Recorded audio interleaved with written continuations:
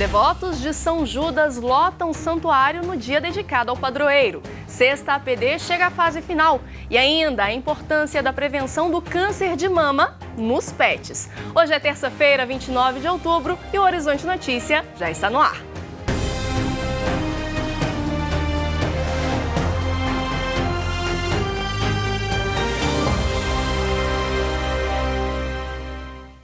Olá! Fiéis e religiosos se reuniram na Basílica Nossa Senhora de Lourdes, aqui na capital, para a última Assembleia Regional da Sexta APD. A repórter Ana Luísa Benevides acompanhou esse momento e traz mais informações para a gente.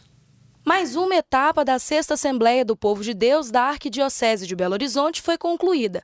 O estudo do instrumento de trabalho começou em agosto, a nível paroquial, e o último encontro, a nível regional, aconteceu na RENSP. Dom Giovanni Luiz da Silva, bispo referencial da região, fala sobre a importante participação das paróquias nessa etapa. A nossa região, por exemplo, é composta por 64 paróquias. Destas, nós recebemos o relatório de 63, ou seja, houve uma grande participação. O resultado dessa assembleia foi muito positivo, principalmente pela promoção de diálogo entre leigos e ordenados. A participação foi o ponto alto, o clima de oração e os debates permitiram que fosse expressão realmente das nossas muitas comunidades paroquiais. Cada paróquia da Arquidiocese teve pelo menos um representante, chamado de delegado, que foi escolhido por meio de votação nas assembleias paroquiais. Essa sexta assembleia, na verdade, da formação que a gente leva é para enriquecer mesmo a nossa caminhada enquanto cristãos. E é o que a gente valoriza. Então estamos encerrando aqui hoje, com a região episcopal Nossa Senhora da Piedade, a segunda etapa no caminho da Sexta APD, que tratou-se justamente da realização das assembleias regionais.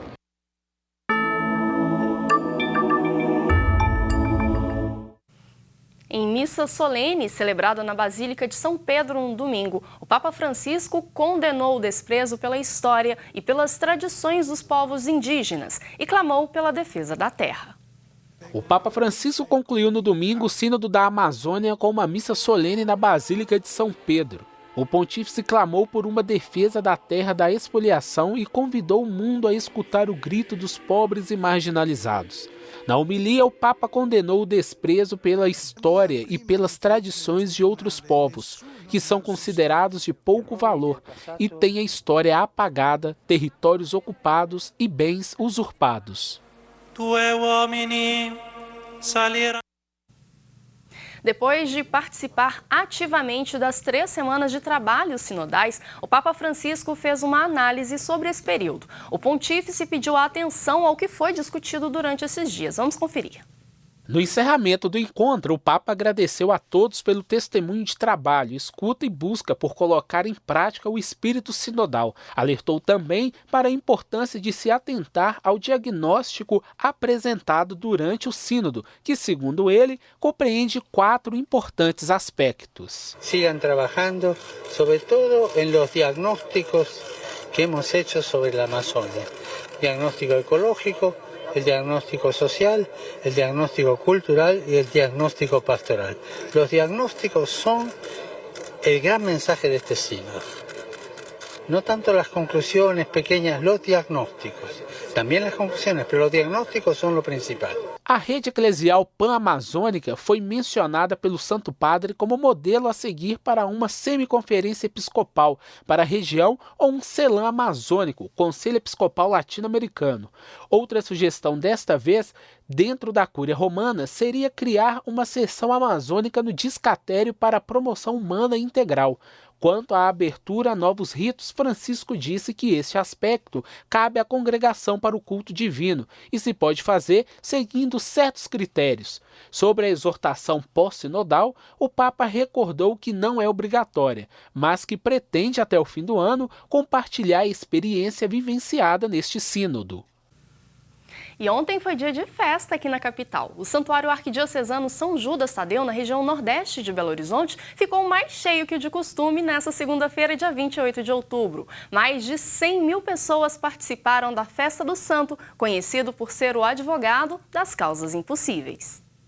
A festa em honra ao Santo das Causas Impossíveis movimentou fiéis durante todo o dia. As atividades começaram à meia-noite do dia 28 e se encerraram após a missa das 22 horas. Cerca de 120 mil pessoas estiveram no Santuário Arquidiocesano São Judas Tadeu. Todo dia 28 de cada mês nós temos uma grande afluência de pessoas ao santuário.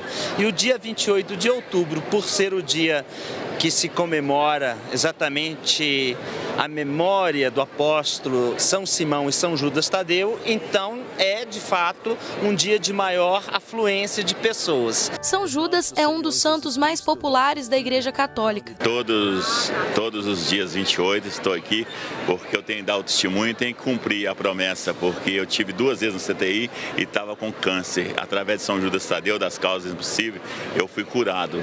Eu sempre fui devota de São Judas Tadeu e minha mãe era muito devota também. Além da grande festa pelo Dia do Padroeiro, nessa segunda-feira o santuário celebrou 65 anos de história. O Santuário Arquidiocesano São Judas Tadeu é uma referência de evangelização para toda a arquidiocese, porque aqui nós recebemos pessoas que vêm das mais diversas paróquias e dos mais diversos lugares do entorno de Belo Horizonte.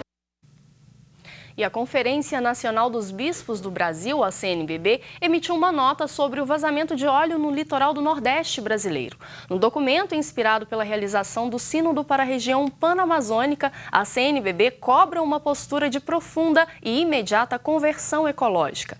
A presidência da CNBB cobra também das autoridades competentes ações efetivas de recuperação do equilíbrio natural e uma devida apuração para encontrar a origem e as causas dessa tragédia ecológica.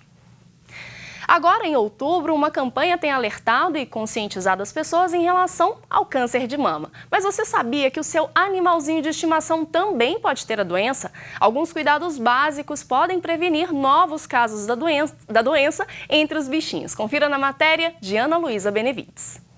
Os animais estão sujeitos a doenças como câncer, assim como seres humanos. E o câncer de mama é o que mais acomete as cadelas e o terceiro câncer mais comum entre as gatas. Infelizmente, o câncer ele acontece tanto nos seres humanos quanto nos animais. E as fêmeas, as cadelas e as gatas, são acometidas a partir principalmente da meia-idade. A partir de 6 anos isso pode acontecer. Existem 2 formas de prevenção para esse tipo de doença. A primeira é a castração e a segunda é o exame de toque. E caso for encontrado algum nódulo, deve-se procurar o veterinário. Existem várias formas de prevenção, As principais é a castração precoce e a palpação, igual na mulher, À medida que a gente vai fazendo o toque, sentir algum carocinho, já procurar o veterinário. O melhor momento é após o primeiro cio, nas cadelas de pequeno e médio porte e nas cadelas de grande porte, a partir do segundo cio. Águida Caroline Silva, mãe da Polly, uma poodle já idosa, conta como foi quando descobriu o câncer na sua cadelinha. Há alguns anos atrás, a gente já havia levado ela em um médico veterinário. Ela tinha alguns pequenos caroços nas mamas e ele aconselhou a castração. Então, a gente esperou alguns anos, só que com o tempo esse caroço ele foi aumentando muito. Ela teve um outro probleminha também, um outro cisto na vulva. Então, a doutora Yara aconselhou a castração antes de qualquer coisa. Depois a gente realizou a biópsia e desde então a gente tem feito todo o tratamento. O câncer de mama é uma doença comum entre gatas e cadelas e precisa ser conhecido pela população, pois a falta de tratamento ou tratamento tardio pode gerar metástase e, em casos mais graves, levar a óbito. A gente tem feito campanhas, escolas de veterinária, faculdades, várias clínicas no outubro, Aproveita e faz o Outubro Rosa Pet, chama, os proprietários nas clínicas para poder fazer a palpação, ensinar os proprietários. Estamos tentando fazer essas campanhas de conscientização, às vezes nas redes sociais e por aí vai. Bom ficar de olho nos sinais, né? E os argentinos já possuem um novo presidente eleito. O peronista de centro-esquerda Alberto Fernandes foi eleito no domingo e assume em 10 de dezembro o comando de um país mergulhado na pior crise em quase 20 anos. O peronista de centro-esquerda Alberto Fernandes foi eleito presidente da Argentina no primeiro turno, superando o chefe de Estado liberal Maurício Macri, que encerra o mandato com a pior crise em 17 anos. Com o resultado, o advogado de 60 anos, cabeça da chapa formada pela ex-presidente Cristina Kirchner, assume em 10 de dezembro o comando de um país de 44 milhões de habitantes mergulhado em problemas econômicos. Vamos a volver a construir a Argentina igualitária e solidária que todos sonhamos. Vamos voltar a construir a Argentina igualitária e solidária que todos sonhamos.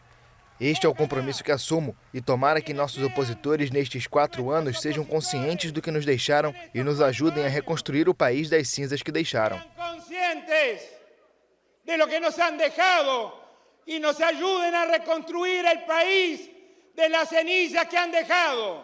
Em meio a um clima de tensão em vários países da América do Sul, com protestos maciços em Chile, Bolívia e Equador, crise na Venezuela e eleições no vizinho Uruguai, o pleito na Argentina é chave para a configuração de forças na região. Nas primeiras palavras depois da eleição, Macri admitiu a derrota, cumprimentou o adversário e prometeu fazer uma transição ordenada que leve tranquilidade aos argentinos. O Horizonte Notícia fica por aqui. Para rever a edição de hoje, acesse nosso site tvhorizonte.com.br. A gente volta amanhã, 8h45 da manhã, e é claro que eu espero por você. Até lá!